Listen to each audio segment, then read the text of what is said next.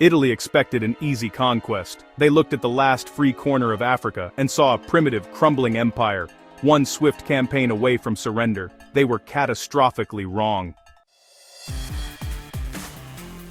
By the time Italy realized its mistake, it had walked straight into a trap engineered by the most strategic mind of the century. A man who unified fractured warlords, played European superpowers against each other, and armed his people with the enemy's own weapons.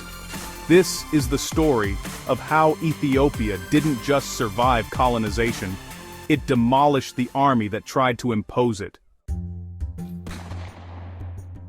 Here's the comfortable myth that gets repeated in history classrooms. Ethiopia survived because of its mountains, because the terrain was too rugged, too remote, too punishing for European boots. It's a neat explanation, and it's dangerously incomplete. Because Morocco had mountains, Algeria had mountains, the Kingdom of Lesotho, literally surrounded by mountains, still fell under British authority. Terrain alone has never stopped a determined colonial power. So if it wasn't the mountains, what was it? The answer begins not on a battlefield, but in a document. Specifically, in the suspicious space between two versions of the same document. In the year 1889, following the death of Emperor Johannes IV, a new ruler claimed the Ethiopian throne, Menelik II of Shewa. Now, Italy, who had previously backed Menelik and supplied him with weapons, saw this as an opportunity. They formalized their relationship through the Treaty of Wuchale. On the surface, it looked like diplomacy. Italy recognized Menelik's rule. Ethiopia recognized Italy's colonial territories in Eritrea. Simple enough, right? Except, there were two versions of the treaty. One written in Italian. One in Amharic, Ethiopia's language.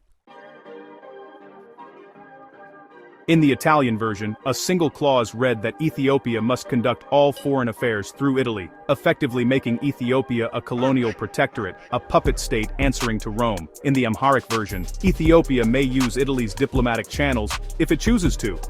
A suggestion, not a mandate. Whether this was deliberate deception or a catastrophic translation error remains debated. What isn't debated is what happened next. Menelik began writing letters, directly to Germany, directly to Britain, as a fully sovereign ruler.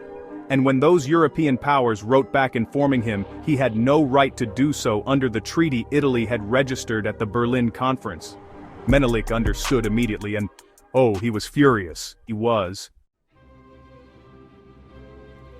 This is where most leaders would have panicked. Menelik did the opposite. He began playing the chessboard that Europe had built from the inside. He publicly denounced the hidden clause of Wuchale, declared Ethiopia's full autonomy, and did something his rivals never expected. He unified a fractured empire under a single nationalist banner.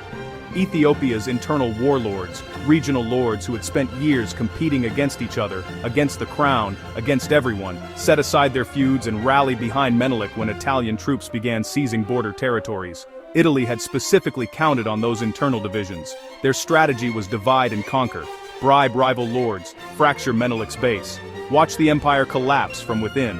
Instead, Italian aggression created the very unity that would destroy them. And Menelik didn't stop at diplomacy. He spent years quietly stockpiling modern weapons, rifles and artillery. Purchased largely from Russia, a fellow Orthodox Christian nation that had its own reasons to support Ethiopian independence, and additional military supplies from France and Britain, both eager to keep Italy's expansion in check. By the time open war arrived, Menelik was ready in ways Italy could not have imagined. He had even let the Italians believe Ethiopia was primitive, on the brink of collapse, while 200,000 men quietly prepared in the highlands. War came formally in late 1894. The Italian commander, General Baratieri, led roughly 20,000 men, Italian soldiers and Eritrean auxiliaries, into Ethiopian territory, confident that one decisive push toward the capital would end this swiftly.